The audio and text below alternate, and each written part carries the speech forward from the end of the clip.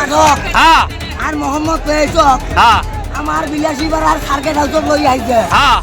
সার্কেট হাউসত লৈ আহি হ্যাঁ পেমেন্ট দিব পৰা নাই হয় ইয়াৰ কাৰণে আমাৰ ষ্টেজত মঞ্চত আহি পৰা নাই এতিয়া এই কাৰণে আপোনালোকে কি কৰি আছে এতিয়া মই সোফা ছেট লৈছো 2000 কৈ টকা লৈছে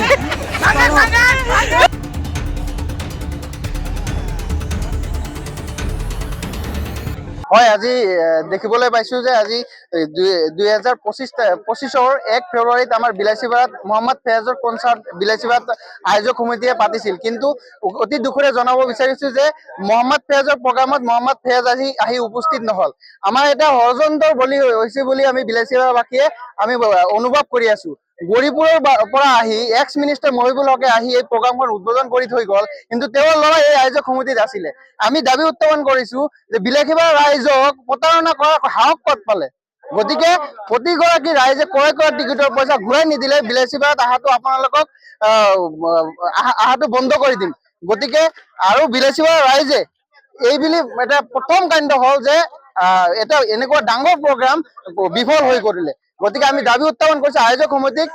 ধুবুৰী জিলা আৰক্ষী প্ৰশাসনে অতি সোনকালে গ্ৰেপ্তাৰ কৰি ৰাইজৰ যি পইচাৰে টিকিট ক্ৰয় কৰা পইচাখিনি ঘূৰাই দিবলৈ আমি দাবী উত্থাপন কৰিছো মই চাওক এটা কথা আমি উল্লেখ কৰিব লাগিব যে বিলাসীপাৰাত যিটো আয়োজক সমিতিয়ে আজি যিটো অনুষ্ঠান ইয়াতে আৰম্ভ কৰিছিলে 2000ৰ পৰা 1500 টকা টিকেট সংগ্ৰহ কৰি আয়োজক সমিতিয়ে এটা অনুষ্ঠান ইয়াতে আয়োজক কৰিছিলে দৰ্শকৰ বাবে কিন্তু অতি দুখ আৰু পৰিতাপৰ বিষয় ৰাতি 1 বজালৈকে যিটো মূল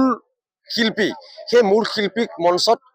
উঠাব পৰা নাছিলে আৰু যাৰ বাবে ৰাইজে ক্ষোভিত হৈ চকী মেচ আদি ভাঙি স্বাভাৱিক কথা আৰু এইটো হ'ব এই কাৰণে হৈছে কাৰণ আমি শুনিছো যে আয়োজক সমিতিয়ে যিজন শিল্পী সেই শিল্পীক পেমেন্ট কৰিব পৰা নাই আৰু পেমেন্ট কৰিব নোৱাৰাৰ বাবে মূল শিল্পীয়ে মঞ্চত গীত পৰিবেশন কৰা নাই তাৰ বাবে ৰাতি 1 বজালৈকে ৰাইজ মানে ধৈৰ্য ধৰি এই অনুষ্ঠানটো উপভোগ কৰিছিলে কিন্তু যেতিয়ালৈকে 1 বজাৰ পিছতো যেতিয়া এই মূল শিল্পী দুগৰাকীয়ে যেতিয়া অনুষ্ঠানত ভাগ নললে ৰাইজ ক্ষোভিত হৈ পৰিলে আৰু উত্তেজিত ৰাইজে চকী মেচ আদি ভাঙি চুৰমাৰ কৰিলে গতিকে আমি বিলাসীপাৰা প্ৰেছ ক্লাব হিচাপেও আমি অতি গৰিহণা জনাইছো বিলাসীপাৰাৰ মান নষ্ট কৰিলে বিলাসীপাৰাৰ সন্মান নষ্ট কৰিলে আয়োজক সমিতিয়ে গতিকে আমি প্ৰশাসনক আমি দাবী উত্থাপন কৰিছো যাতে প্ৰশাসনে ইয়াৰ এক উচিত তদন্ত মৰ্মে দোষী সাব্যস্ত কৰি দোষীক কৰায়ত্ব কৰাৰ আমি দাবী উত্থাপন কৰিছো ঘৰত আনন্দ আৰু সম্পৰ্কৰ চমক বজাই ৰাখিবলৈ জৰুৰী হৈছে সকলো আনন্দময় মুহূৰ্তত মৰমৰ উপহাৰ দিয়াটো সেইবাবে মধুশ্ৰী জুৱেলাৰ্ছে আনিছে সকলো ৰঙীন ক্ষণৰ বাবে বিশেষ গহনা হীৰাৰে হওক সোণৰে হওক বা ৰূপৰে হওক